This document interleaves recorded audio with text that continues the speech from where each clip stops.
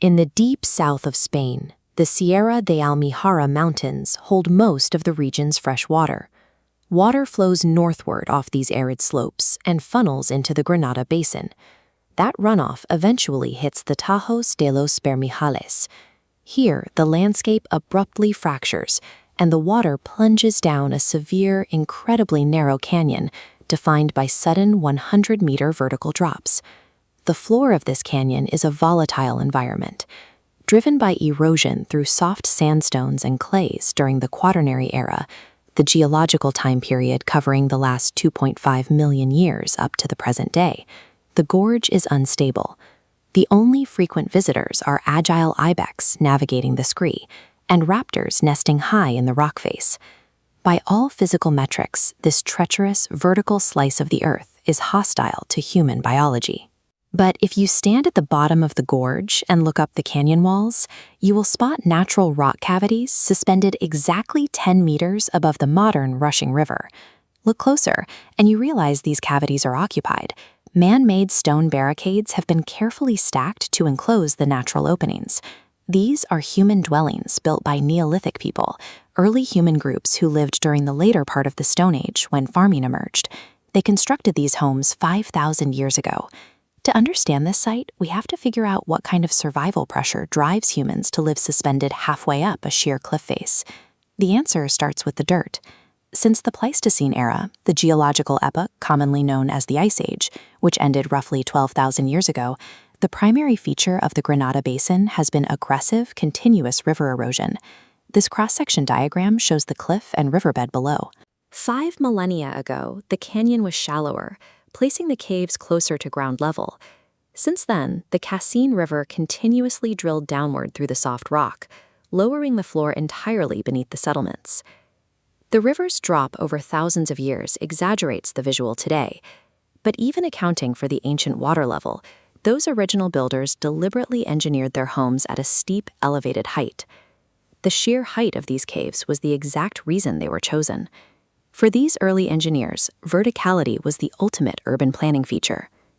Living high off the ground solved their most pressing problem, defense.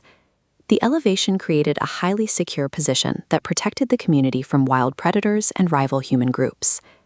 To secure these natural voids, the inhabitants hauled rock up the cliff face to construct defensive walls right at the cave mouths. These barriers blocked the harsh wind, regulated the temperature inside, and formalized their homes' boundaries. Accessing these homes required an intense daily commute. They engineered a complex network of wooden stairways, ladders, and thick support ropes pinned directly to the rock face to scale the sheer drop. They could not stay in the caves indefinitely. Every day they had to leave the safety of the cliff, climb down their scaffolding, and descend into the bottom of the gorge. The roaring river below functioned as their central pantry. It provided a completely reliable, year-round source of fresh water and a steady supply of food in a terrain that was otherwise exceptionally harsh. These people actively manipulated an extreme geographical hazard. They used the terrifying drop of the canyon to engineer a functioning, impregnable fortress. Eventually, the people moved on, abandoning the cliffside neighborhood. But the river did not stop moving. It continued to aggressively dig the canyon deeper. This relentless drop in the canyon floor physically stranded the dwellings. The expanding gap between the caves and the ground rendered the homes permanently inaccessible, neatly freezing the settlement in time. Because the site was so perfectly isolated, archaeologists were able to recover evidence proving these inhabitants were part of a culturally rich society connected to the world around them.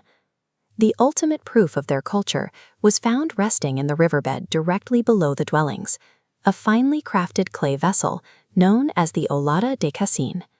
It features intricate stamped patterns pressed neatly into the dark clay. This specific vessel is the southmost example of Cardium pottery in Europe. Cardium pottery is a decorative style of early European ceramics created by pressing the jagged edge of a cockleshell into wet clay. Its presence here, preserved today in the National Archaeological Museum in Madrid, proves these extreme survivalists were plugged into a massive, continent-wide trade network.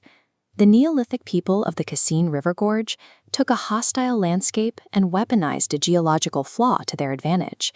They built a secure, thriving community that left a legacy outlasting the original shape of the Earth itself.